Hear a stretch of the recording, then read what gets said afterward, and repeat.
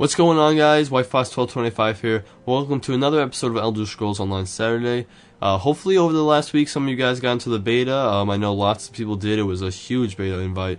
So hopefully you guys got in and hopefully you guys enjoyed your time in Tamriel. So let's talk about what we're going to be covering in this episode. We're going to be going over the Megaserver, talking about the pros and cons of it, talking about PvE, and we're going to be talking about what adventure zones actually are, because they've mentioned them a bunch, but they haven't actually said what they are. We're going to be going over whether or not Elder Scrolls Online will have enough PvE for really hardcore PvE players. Then we're going to be going over the question of the week, going over a viewer question. Then we're going to be talking about some new Elder Scrolls Online merch that has been coming out. So first, let's talk about the servers. So unlike a lot of other MMOs, Elder Scrolls Online has a Megaserver. So if you guys have played other MMOs, which I'm sure you have, when you first log on, you have to pick a server to play on. You never get really a choice to switch servers, and if you do, you have to pay a fee usually. So definitely the servers are definitely a big deal about MMOs. So it's not really like part of the game, but it does definitely affect your game experience. It's not like something the devs really control, but it definitely affects, how your game experience is, because the problem with a lot of MMOs is like you log on the first day, you usually pick a server. For me, I usually pick the server that has the coolest name, because really they don't give much information other than where the server is located. So you pick the server that's located closest to you, because obviously you have the better connection to that server.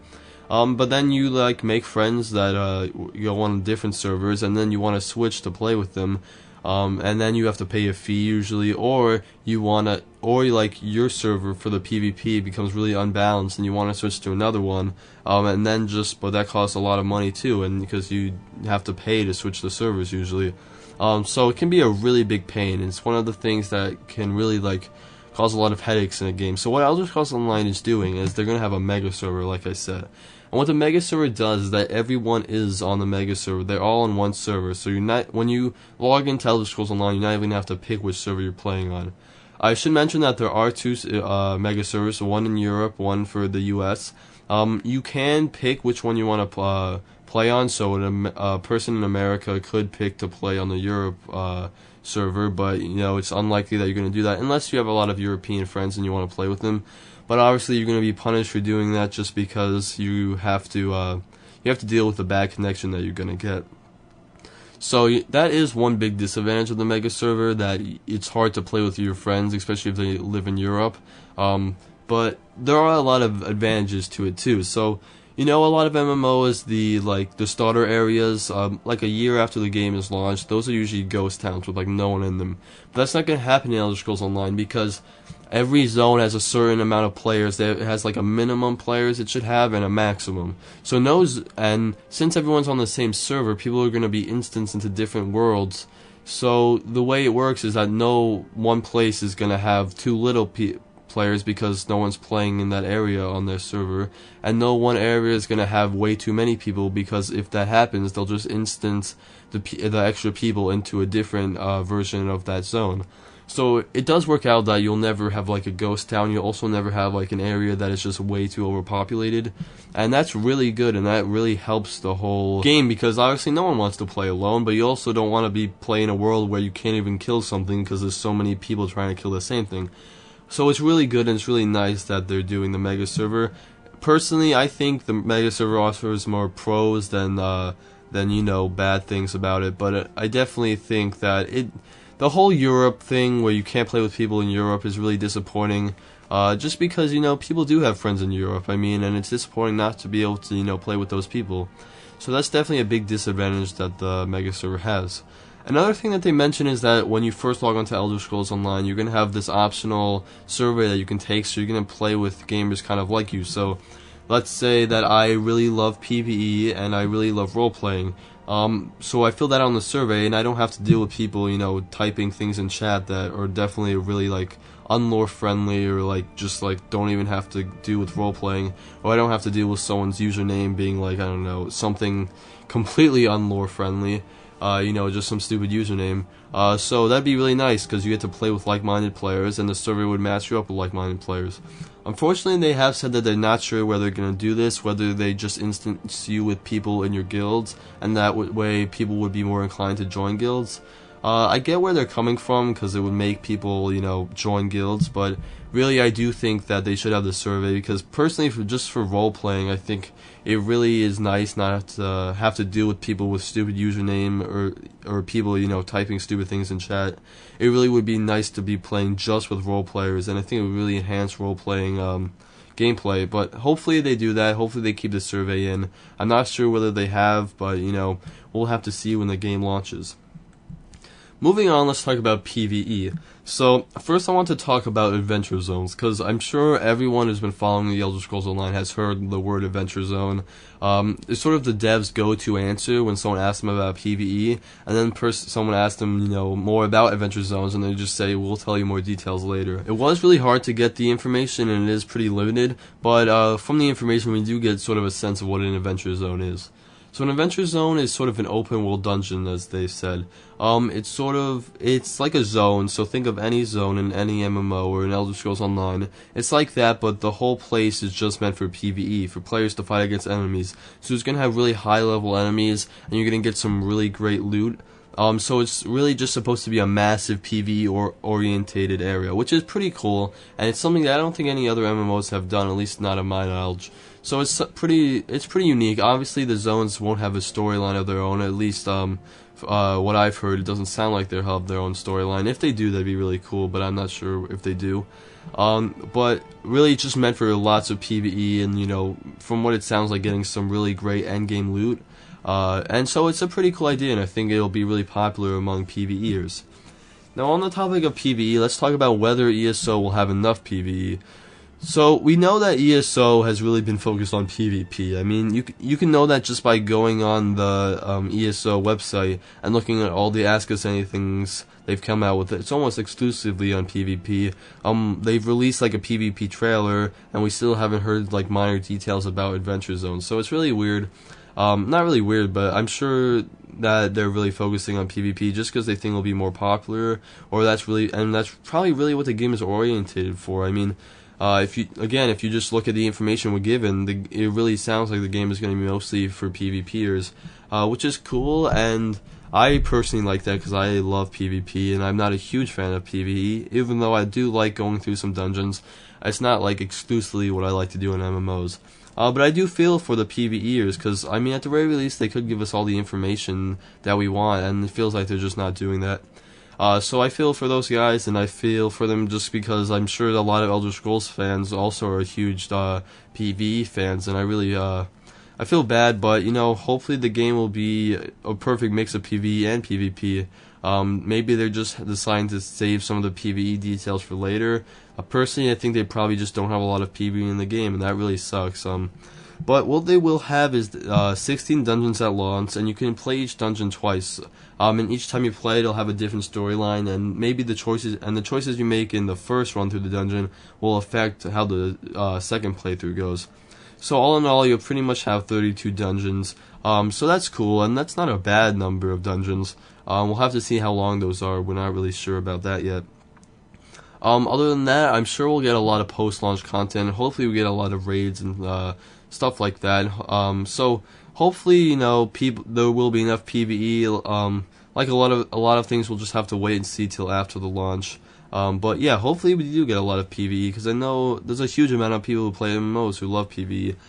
Personally, I'll mostly be playing PvP, but I'm sure I will do a lot of PvE as well. But in my personal opinion, I think Elder Scrolls Online is definitely going to have way more appeal to people who like PvP than people who like PvE. So now let's get into the developer question of the week.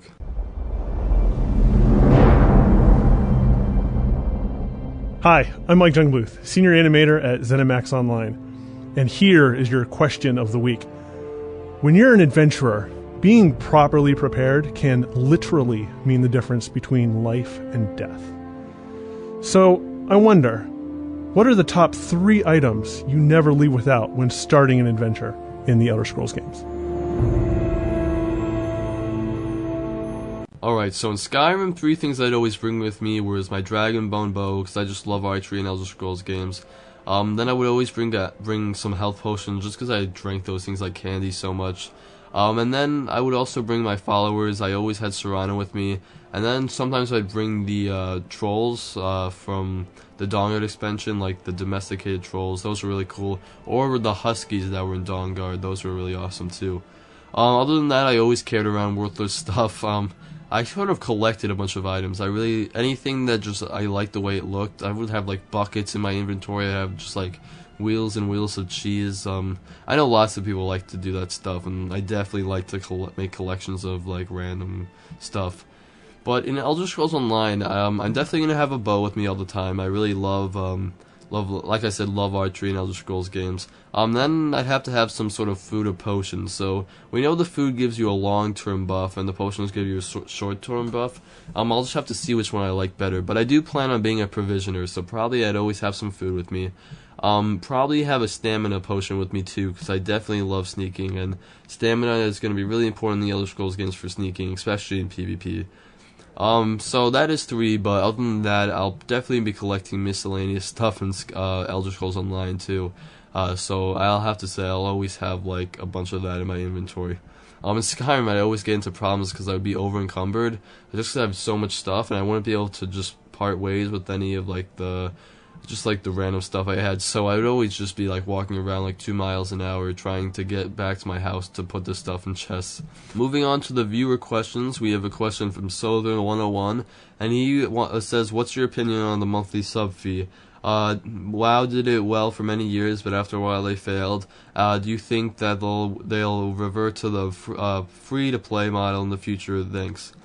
Alright, so Elder Scrolls Online, like we all know, is going to have a monthly sub fee of $15 a month, just like World of Warcraft and a lot of other games, like WildStar's doing the same thing, but with a little bit of a different thing with cred, but I'll talk about that in some other podcast.